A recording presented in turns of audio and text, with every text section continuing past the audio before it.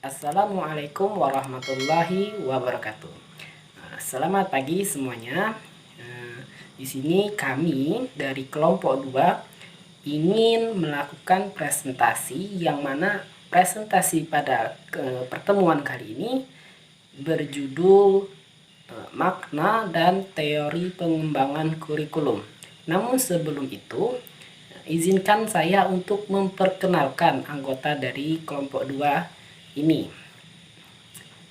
Yang pertama di sini ada saudari Ayu Siska dengan NIM 202020205039, dan selanjutnya saudari Intan Azhara dengan NIM 202020205040, dan yang terakhir saya sendiri Ahmad Latif Arofik dengan NIM 2020205042. Baik teman-teman, langsung saja yang pertama. Presentasi yang pertama yakni akan saya sendiri yang membawakan. Kurikulum dalam perkembangannya dimaknai dengan 3 pemahaman berbeda, yaitu A. Kurikulum yang menekankan pada materi pembelajaran atau course of study. B. Kurikulum sebagai pengalaman pembelajaran atau educative experience. C. Kurikulum sebagai perencanaan pembelajaran atau plan for learning. Kurikulum dan aplikasinya di Indonesia senantiasa mengalami perubahan, mengikuti perkembangan sosial, politik, kebutuhan terhadap pendidikan, dan perkembangan ilmu pengetahuan atau teknologi. Sehubungan dengan itu, dalam Undang-Undang SBN secara jelas menyebutkan bahwa kurikulum dipahami dengan makna seperangkat rencana dan pengaturan mengenai tujuan, isi dan bahan pelajaran, serta cara yang digunakan sebagai pedoman penyelenggaraan kegiatan pembelajaran untuk mencapai tujuan pendidikan tertentu.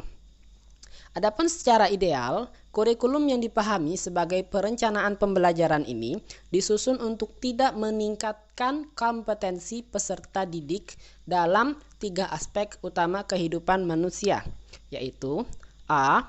Memperkuat spiritual, B. Mengembangkan ilmu pengetahuan dan keterampilan untuk dapat memenuhi tanggung jawab, dan C. Mengasah kepekaan sosial. Assalamualaikum warahmatullahi wabarakatuh. Saya akan melanjutkan menjelaskan tentang pengertian teori. Pengertian teori. Teori kurikulum adalah suatu perangkat pernyataan yang memberikan makna terhadap kurikulum sekolah atau madrasah. Makna tersebut terjadi karena adanya penegasan hubungan antara unsur-unsur kurikulum, karena adanya petunjuk perkembangan, penggunaan, dan evaluasi kurikulum.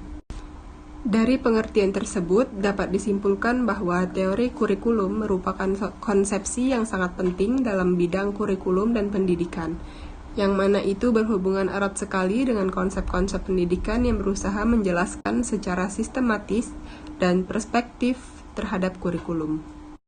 Saya Siska, di sini saya akan menjelaskan tentang konsep-konsep kurikulum. Di sini ada 3 jenis konsep kurikulum. Yang pertama adalah kurikulum sebagai substansi. Kurikulum sebagai substansi dipandang orang sebagai suatu rencana kegiatan belajar bagi murid-murid di sekolah atau sebagai suatu perangkat tujuan yang ingin dicapai. Juga dapat menunjuk kepada suatu dokumen yang berisi rumusan tentang tujuan, bahan ajar, kegiatan belajar mengajar, jadwal, dan evaluasi. Yang kedua adalah kurikulum sebagai suatu sistem atau sistem kurikulum. Sistem kurikulum ini merupakan bagian dari sistem persekolahan, sistem pendidikan, bahkan sistem masyarakat. Selanjutnya, tugas utama teori kurikulum. Tugas utama dari teori kurikulum ini yaitu mengidentifikasi masalah-masalah penting yang muncul dalam pengembangan kurikulum dan konsep-konsep yang mendasarinya.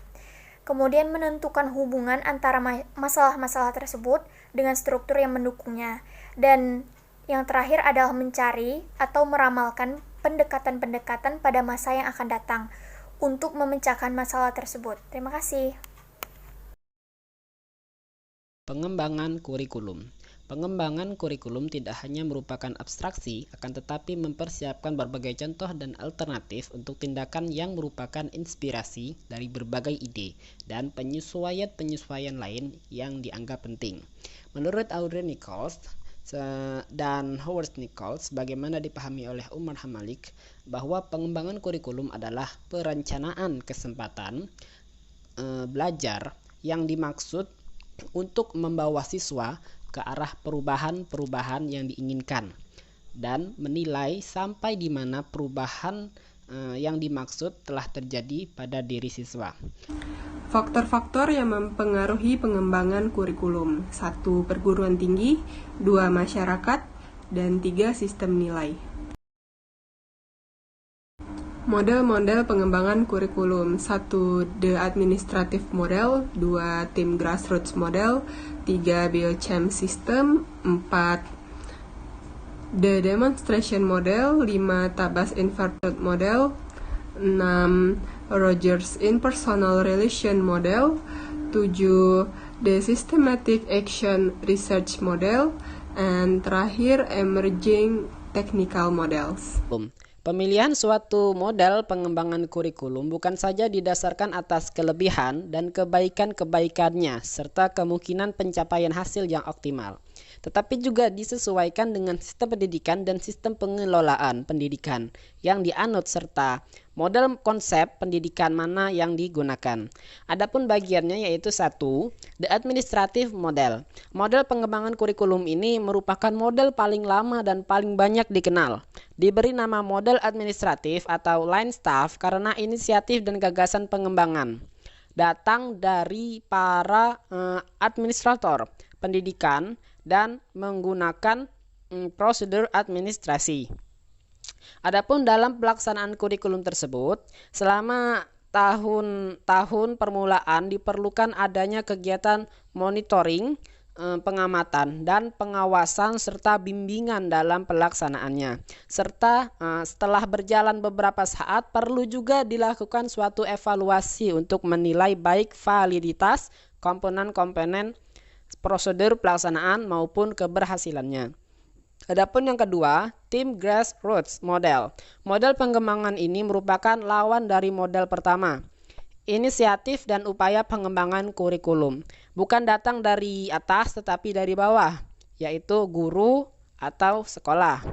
Dalam pengembangan kurikulum yang bersifat grassroots, seorang guru, sekelompok guru, atau keseluruhan guru suatu sekolah mengadakan upaya pengembangan kurikulum.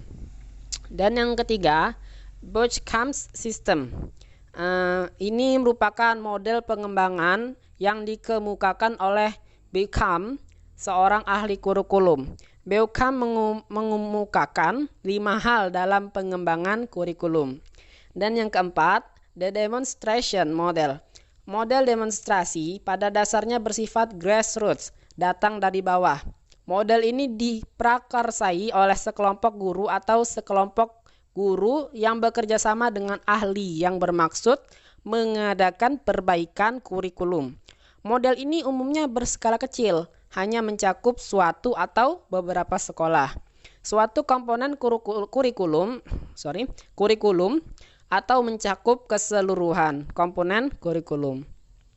Adapun karena sifatnya ingin mengubah atau mengganti kurikulum yang ada, pengembangan kurikulum sering mendapat tantangan dari pihak-pihak tertentu. Dan yang kelima yaitu Tabas Inverted Model. Ada 5 langkah pengembangan kurikulum model TABA ini. A.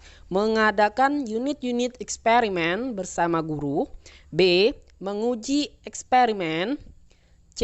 Mengadakan revisi dan konsolidasi. D. Pengembangan keseluruhan kerangka kurikulum. Dan E. Implementasi dan diseminasi. Untuk yang keenam, Rogers Interpersonal Relation Model. Menurut Rogers, manusia berada dalam proses perubahan atau disebut becoming, developing, atau changing. Sesungguhnya ia mempunyai kekuatan dan potensi untuk berkembang sendiri, tetapi karena ada hambatan-hambatan tertentu, ia membutuhkan orang lain untuk membantu, memperlancar, atau mempercepat. Perubahan tersebut Pendidikan juga tidak lain merupakan upaya guru untuk memperlancar dan mempercepat perubahan tersebut. Dan yang ketujuh, the Systematic Action Research Model. Model perkembangan ini didasarkan pada asumsi bahwa perkembangan kurikulum merupakan perubahan sosial. Hal itu mencakup suatu proses yang melibatkan kepribadian orang tua, siswa guru, struktur sistem sekolah, pola hubungan pribadi dan kelompok dari sekolah dan masyarakat. Dan yang keenam, Emerging Technical Models. Nah, di sini perkembangan bidang teknologi dan ilmu pengetahuan serta nilai-nilai efektivitas dalam bisnis juga memengaruhi perkembangan model-model kurikulum. Tumbuh kecenderungan baru yang didasarkan atas hal itu diantaranya A. The Behavioral Analysis Model, yaitu menekankan penguasaan perilaku atau kemampuan suatu perilaku atau kemampuan yang kompleks diuraikan menjadi perilaku-perilaku yang sederhana, yang tersusun secara hierarkis. Siswa mempelajari perilaku-perilaku tersebut secara berangsur-angsur, mulai dari sederhana menuju yang lebih kompleks. B. The System Analysis Model berasal dari gerakan efisiensi bisnis. Langkah pertama dari model ini adalah menentukan spesifikasi perangkat hasil belajar yang diakui siswa. Langkah kedua adalah menyusun instrumen untuk menilai ketercapaian hasil-hasil belajar tersebut. Adapun langkah ketiga yaitu mengidentifikasi tahap-tahap ketercapaian hasil serta perkiraan biaya yang diperlukan. Langkah keempat, membandingkan biaya dan keuntungan dari beberapa program pendidikan. C. The Computer-Based Model, suatu model pengembangan kurikulum dengan memanfaatkan komputer. Pengembangannya dimulai dengan mengidentifikasi seluruh rumusan unit-unit kurikulum.